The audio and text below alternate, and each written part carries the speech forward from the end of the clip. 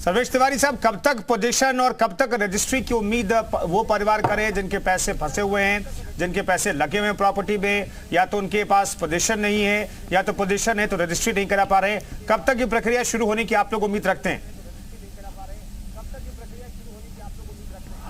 हम लोग उम्मीद करते हैं कि विद इन ईयर ये सारी चीज़ें सरकार कोशिश करेगी कि हैंड ओवर कर दिया जाए, क्योंकि आप पिछला रिकॉर्ड अगर देखेंगे तो 5-6 साल से ये चीज़ें फंसी हुई हैं, जिसमें बायर अपने रिक्वेस्ट के, अपने कंप्लेन के माध्यम से सरकार से बात कर रहे थे और ये चीज़ें सॉर्ट आउट नहीं हो पा रही थी, सम रीज़न बीइंग, जो कि अब अथॉरिटी ने और गवर्नमेंट ने और जितने भी सपोर्ट सिस्टम्स हैं सब लोगों ने प्रयास किया है।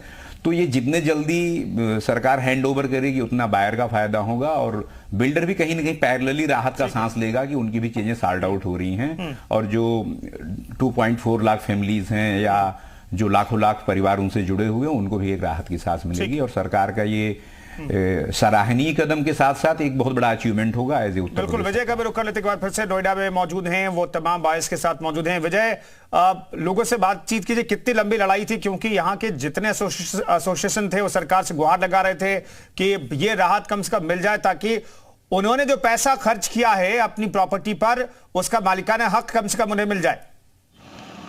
बिल्कुल आपको बताना चाहूंगा, ग्रेटर नोएडा वेस्ट में लगातार कह सकते लाखों की संख्या में बायर्स हैं जिन्होंने 100% पेमेंट देने के बावजूद भी आज उनको अपने मकान का मालिकाना हक नहीं मिल पाया। और जिस तरीके से सरकार का जो फैसला आया, अब लगता है बायर्स को कि अब अपने मकान की रजिस्ट्री करा सकेंगे। अब उनको कहीं ना कहीं जो सहूलियत काफी अच्छी राहत मिली है। तो हम कुछ लोगों इनसे बात करेंगे। सर, आज तो फैसला कैसे मानते हैं? अरे सर, बहुत ही हमारे लिए खुशी की बात है और 53 हफ्तों के लगातार प्रदर्शन के बाद आज उत्तर प्रदेश सरकार ने जो अमिताभ कांत की कमेटी की रिपोर्ट को माना है वो हम सभी बायर्स को राहत देने वाला है, क्योंकि हमें घर तो मिल गया था मगर हमारा फ्लैट का रजिस्ट्री नहीं हुआ था, जिसके कारण हमारा मालिकाना हक अब तक लीगली हुआ ही नहीं था।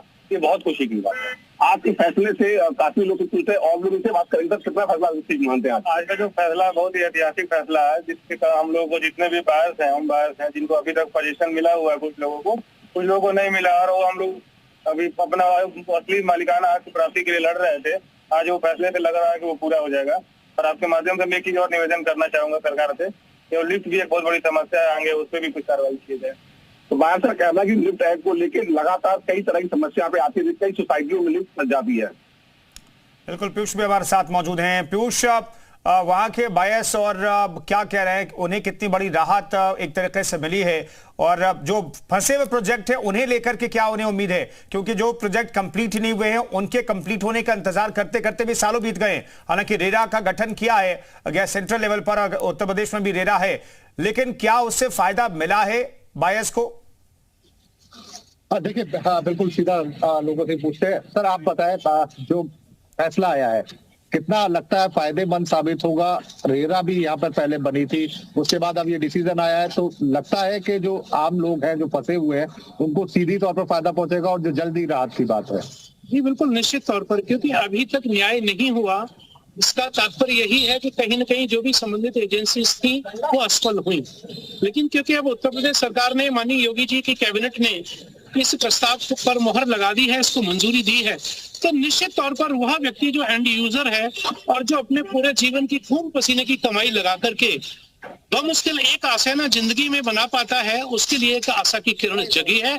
और निश्चित तौर पर इससे एंड यूजर को और उस व्यक्ति को जो खून पसीने की कमाई से एक आसाना अपना जीवन में बनाना चाह रहा था, उसको फायदा मिलेगा। और आप बताएं, ट्रेडर के लिए भी इसमें कुछ पॉइंट रखे गए हैं, ऐसा नहीं है कि खाली राहत पहुंचाने के बाद बिल्डर को भी काम करने दिया जाएगा, तो ऐसे में लगता है कि जो दिक्कतें थी वो दूर होंगी और जल्दी राहत पहुंचेगी। बिल्कुल, बिल्डर को भी काम करने का मौका मिलना चाहिए। जिन एजेंसियों से क्लियरेंस लेना होता है उनसे टाइमली मिले और बायर्स का जो पैसा फंसा होता है, जो गाड़ी कमाई है, लोन लिया हुआ है और दर दर भटक रहा है, उसके पास आसाना नहीं है, उनको जल्दी से जल्दी घर मिल सके और अपने घर में पहुंच सके, बहुत बड़ी राहत मिलेगी। मैम, आप बताएं, क्या लगता है इन सारे कदमों से राहत मिलेगी? दे रखी है तो हमारा करना चाहिए और इससे लोगों को जो कमाई है, जो किस उम्मीद से लोगों ने मिलना चाहिए और इससे लोगों को बहुत राहत मिलती है। निश्चित रूप से लोग इसे राहत भरा फैसला बता रहे हैं और ऐसे लाखों लोगों को। उमाशंकर दुबे हमारे साथ मौजूद हैं, आरडब्ल्यूए यूपी के कन्वीनर हैं। उमाशंकर साहब, जो फंसे हुए प्रोजेक्ट है, जो कंप्लीट ही नहीं हुए प्रोजेक्ट, उस प्रोजेक्ट के लिए, ऐसे लोगों के लिए जिनका पैसा ऐसे प्रोजेक्ट में लगा हुआ है, उनके लिए भी क्या कुछ है इस कैबिनेट के फैसले में? देखिए, कैबिनेट में सरकार ने कोशिश की है कि जो प्रोजेक्ट फंसे हुए हैं, रजिस्ट्रियों के अलग मुद्दा था, प्रोजेक्ट फंसे हुए हैं, इनकम्प्लीट प्रोजेक्ट हैं, उसे भी बनाने की व्यवस्था इस कैबिनेट के फैसले में दिया गया है सरकार की तरफ से।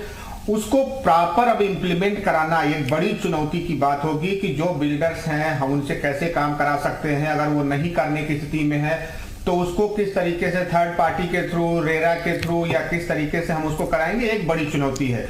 सरकार ने निश्चित तौर पर अपने इस निर्णय में उन सारे तथ्यों को रखा है, लेकिन इंप्लीमेंट कराना जमीनी स्तर पर, ये बहुत अच्छा आपने सवाल किया था कि चूंकि बहुत से ऐसे प्रोजेक्ट हैं जो इनकम्प्लीट हैं, लोगों ने अपने घर के सपने देखे, पैसे लगा दिए, बड़े बड़े बुकलेट में वायदे किए गए थे, लेकिन वो वायदे सिर्फ बुकलेट तक ही सीमित है, जमीन पर कुछ नहीं दिख रहा है। कई ऐसे मामले थे कि बिल्डर्स ने कोई प्रोजेक्ट बेचे, बाद में पता चला बिल्डर बदल गया, उस प्रोजेक्ट को कोई थर्ड पार्टी वहां काम करने लगी।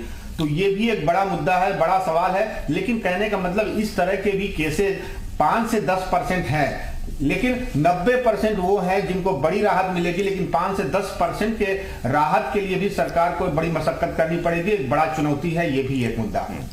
सर्वेश तिवारी साहब, इनकम्प्लीट प्रोजेक्ट को लेकर के बड़ा सवाल पूछा जाता है, क्योंकि जो प्रोजेक्ट जब अप्रूव होता है और जब बायस जाता है बिल्डर के पास तो बहुत सारे पैसे ले लिए जाते हैं और पता चलता है कि भाई जो टाइम दिया गया, रेरा से पहले की बात करें, और बहुत सारे ऐसे प्रोजेक्ट हैं जो अभी भी कंप्लीट नहीं हुए, जिनमें सालों लग गए हैं, रेरा के पहले के जो प्रोजेक्ट हैं।